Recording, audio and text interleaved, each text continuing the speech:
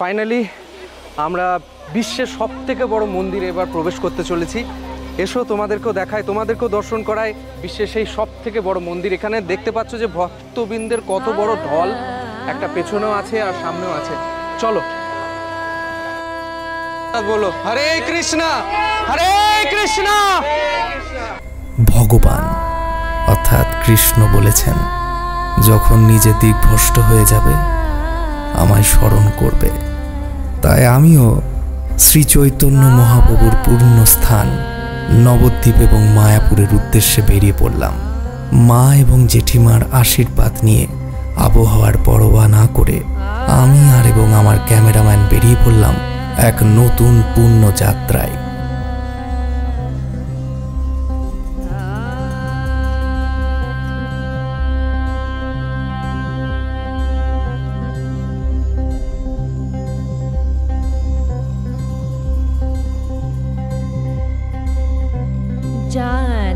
जानकीनाथ सहाय करे जब जानकीनाथ सहाय। বাঙালি বাবুর আজকের এই এপিসোডে আপনারা দেখবেন যে মায়াপুরে অর্থাৎ খুব কম টাকায় কিভাবে মায়াপুরের দিন কাটানো যেতে পারে সব কিছু দর্শন করব এবং তারপরে ভোগ খাবো, পুজো দেব, প্রণাম করব, কীর্তন করব।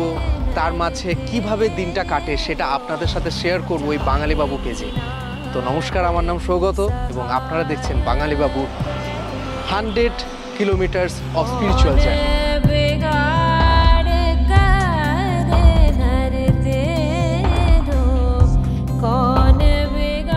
মাত্র 25 টাকায় আমরা এবার ওই পার যাব। আমি কোনোদিন এর আগে লঞ্চ দিয়ে পার হইনি, একটা নতুন অনুভূতি।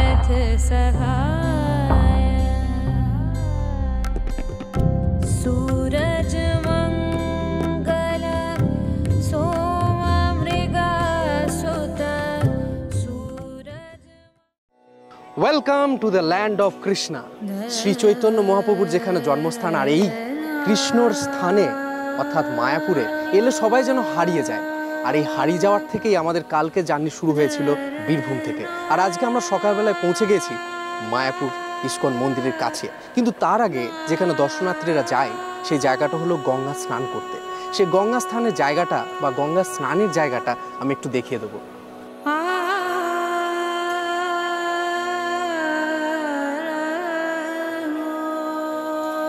ভক্তগণরা এই জায়গায় প্রথমে স্নান করে। গঙ্গা হচ্ছে গিয়ে আমাদের সব থেকে পবিত্র নদী। হিন্দু ধর্মের, হিন্দু শাস্ত্রের বা সনাতন ধর্মের সব থেকে পবিত্র নদীর মধ্যে একটি হচ্ছে গঙ্গা।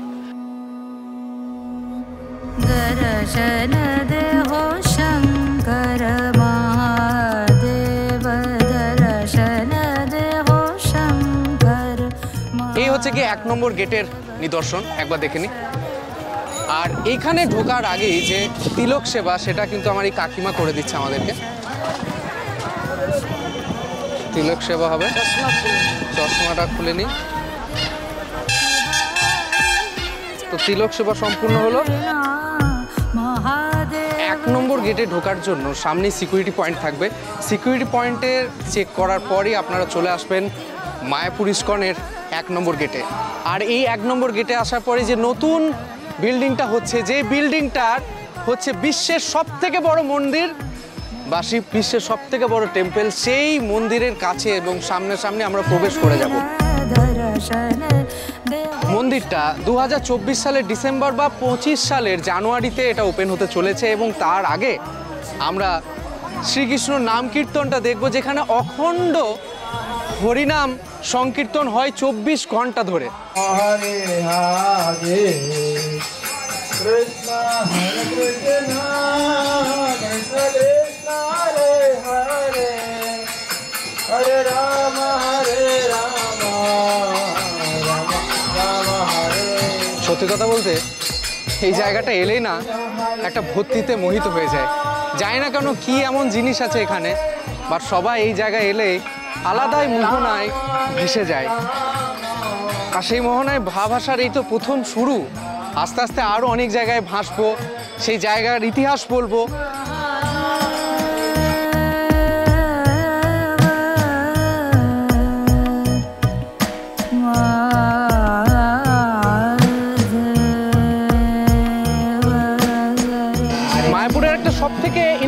ফ্যাক্ট হচ্ছে এখানে যখনই ঘুরতে আসবেন, যেই গলিতে যাবেন না কেন, এখানে কিন্তু হরে কৃষ্ণ কৃষ্ণ কৃষ্ণ হরে হরে, হরে রাম রাম রাম হরে হরে, কিন্তু এটা সব জায়গায় হবে।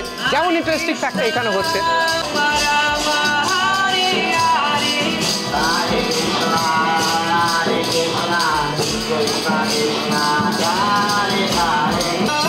আর এই হরে কৃষ্ণ যেমন দৃশ্যটা দেখে কোনো সময় আপনারা পারবেন না নিজেদেরকে একদম আটকে রাখতে। যেমন এখানে সবাই হরে রাম রাম রাম হরে হরে, হরে কৃষ্ণ কৃষ্ণ কৃষ্ণ কৃষ্ণ হরে হরে, হরে রাম রাম রাম হরে হরে।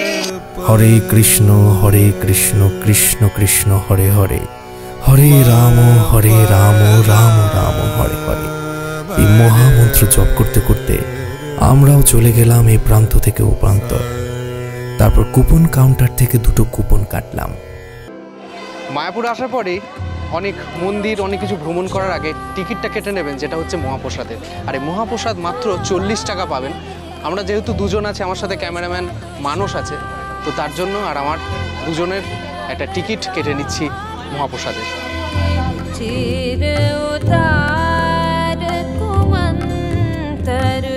তো আপাতত আমরা যেখানে প্রসাদ দান হয় সেই জায়গায় পৌঁছে গেছি।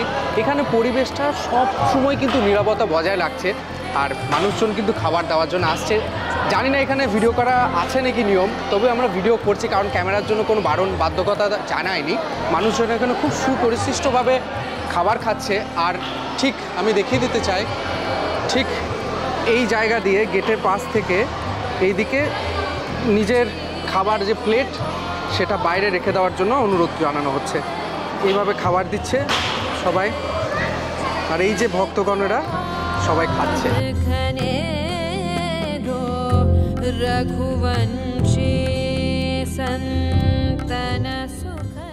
হরে কৃষ্ণা। এবার আমরা চলে এসেছি শ্রী প্রভুপাদের সমাধিতে।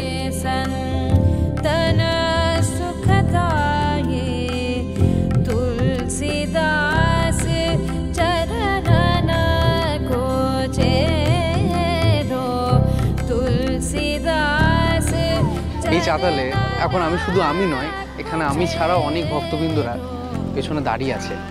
তার কারণ হচ্ছে গিয়ে রোদের তাপ যে পরিমাণ পশ্চিমবঙ্গে বেড়ে উঠেছে, তার সঙ্গে মানুষরা কোথায় যাবে, তার জন্য এই সুন্দর একটা ছায়ায় এই চাতালে তারাও কিন্তু আশ্রয় নিয়েছে।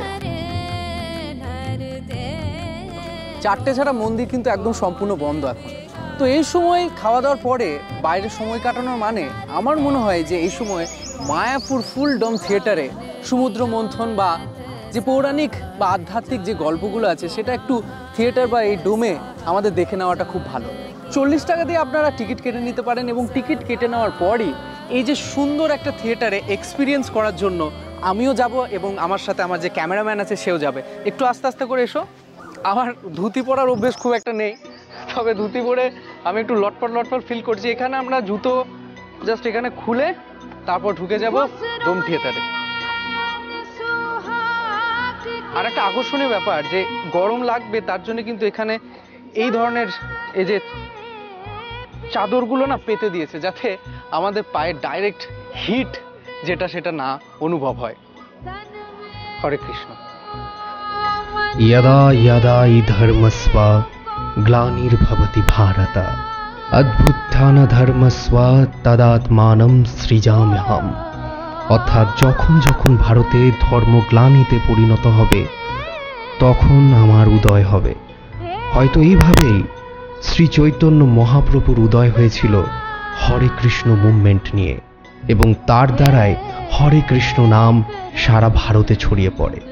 আর এই মহামন্ত্রকে সারা বিশ্বে ছড়িয়ে দেওয়ার জন্যই 1966 সালে মহাপ্রভু Srila Prabhupada international society of Krishna কনসিয়াসনেসের প্রতিষ্ঠা করেন, যা বর্তমানে ইসকন নামে খ্যাত।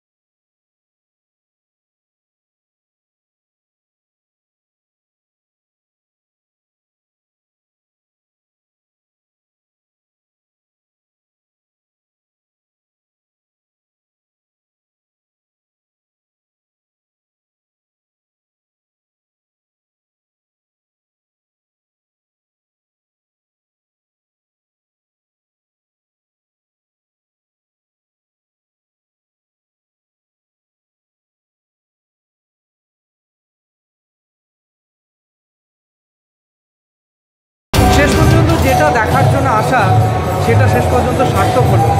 ভগবানের দর্শন পেলে একজন ভক্ত যেমন হয়, আমারও ঠিক তেমনই মুহূর্ত ছিল।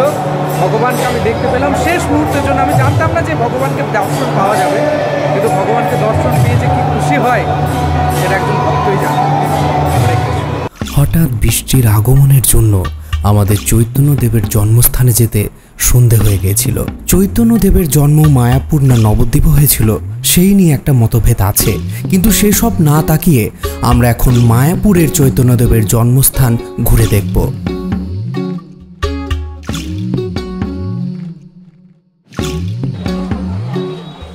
যেমন দিনের একটা মনোরম এবং শান্তিপূর্ণ একটা পরিবেশ আছে, তেমন রাতেও খুব সুন্দর একটা পরিবেশ কিন্তু আমাদের এই মায়াপুর ইস্কনে আছে। তার জন্য একটা ছোট্ট ওয়াক অ্যারাউন্ড দেবো আপনাদেরকে এই মায়াপুর ইস্কনের সন্ধ্যের মুহূর্তটা। চলে আসো মা। শিলা প্রভুপাদের যে সমাধিস্থল, এটা রাতের বেলায় ঠিক এরকম দেখতে হয় এই পাশ দিয়ে। আর হ্যাঁ, যারা যারা মেয়েরা গোপী ড্রেস নিতে চাও তারা নিতে পারো, এরকম সুন্দর সুন্দর গোপী ড্রেস। আর ছেলেদের জামা প্যান্টেরও দারুণ সুন্দর সম্ভার কিন্তু এই যে ছোট্ট মেলাটায় বা ছোট্ট যে স্টোরটায় এখানে কিন্তু আছে। শুধুমাত্র ভারতবর্ষ থেকে নয়, বিদেশ থেকেও মায়াপুরে আসে ভক্তবৃন্দরা। তারা কেন আসে সেটাও জেনে নিলাম কিছু বিদেশি ভক্তবৃন্দের কাছে। Mayapur changed my life completely. I was like a different person before Mayapur. I wasn't that much a devotee. I wasn't like actually a devotee before the Mayapur. Lord Chaitanya is very, very exclusive incarnation Krishna, because devotees, when service Krishna, devotees very happy, very love Krishna. So yeah, Mayapur completely changed my life. There is definitely a power of Krishna. Radha, what's your name, brother? Govinda. Govinda, thank you. Now I go Vrindavan. I come back Mayapur. 2 weeks I go around home Govardhan. Govardhan. 27 kilometers. I Okay. see Nrisimhadev. We must believe Krishna. If we have difficult in our life, for example, we always want love. Exactly. Exactly. Love. But why problem? Girls, boy, together, communication, everything. একটা জিনিস তাদের কাছে খুবই স্পষ্ট যে তারা কৃষ্ণ সেবা করে তারা খুবই আনন্দে আছে। আরও একটা জিনিস বুঝতে পারলাম যে সমাজ ছেলে মেয়েকে আলাদা করে রাখে, বাট এই মায়াপুরে সেই ছেলে মেয়ে একসাথে কৃষ্ণের সেবা করে। এই জিনিস নিয়েও তারা খুবই অত্যন্ত সুখে আছে এবং ভালো আছে। যাই হোক, কৃষ্ণ তাদের জীবন একদম পরিবর্তন করে দিয়েছে। আর এই শ্রীলা প্রভুপাদের জন্য তারা এই মায়াপুর আসতে পেরেছে এবং শ্রী চৈতন্যর পথ ধরে তারা এইভাবেই এগিয়ে যাচ্ছে। আমরা গরুকে গো মাতা হিসাবে পুজো করি, আর সেই জিনিস নিয়ে ইন্টারনেটে প্রচুর কন্ট্রোভার্সি চলছে। তবে আমার ধর্মে আর আমার বাড়িতে কোনোদিনই শেখায়নি অন্য কোনো ধর্মকে ছোট করা। তাই সেই জিনিস নিয়ে কথা না তুলে আসল যে বিষয়ে সেই বিষয়ে আলোকপাত আমরা করছি। ভগবান শ্রীকৃষ্ণ একজন রাখাল বালক ছিলেন, আর এই মায়াপুরে গোশালা থাকবে না তাই বলে কি হয়? তাই আমরা তার পরের দিন সকাল সকাল বেরিয়ে গেলাম গোশালা দর্শনে।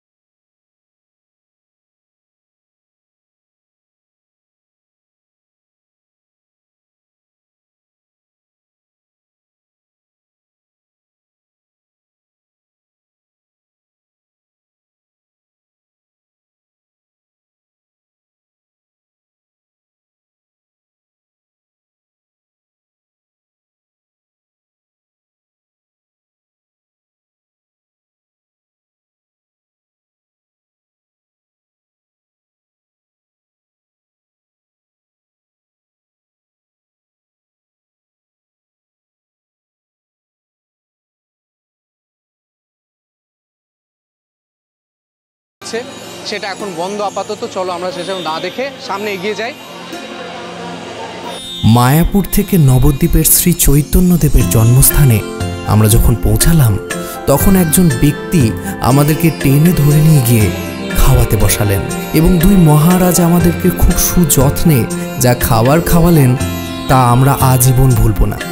আমাদের অনেকটা কষ্ট হচ্ছিল সেই জায়গা থেকে চলে যাওয়ার জন্য, কিন্তু উপায় কি, আমাদেরকে আরও যাত্রায় যেতে হবে, আরও অনেক স্পিরিচুয়াল জার্নি করতে হবে এবং আমাদের ধর্ম এবং আমাদের কর্ম সারা দেশে এবং সারা বিশ্বে ছড়িয়ে ফেলতে হবে।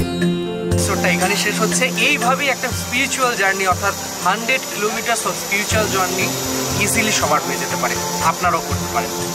দেখুন ট্রাই করে, এবং যারা যারা করবেন অবশ্যই কমেন্টে আমাকে মেনশন করবেন। বাই।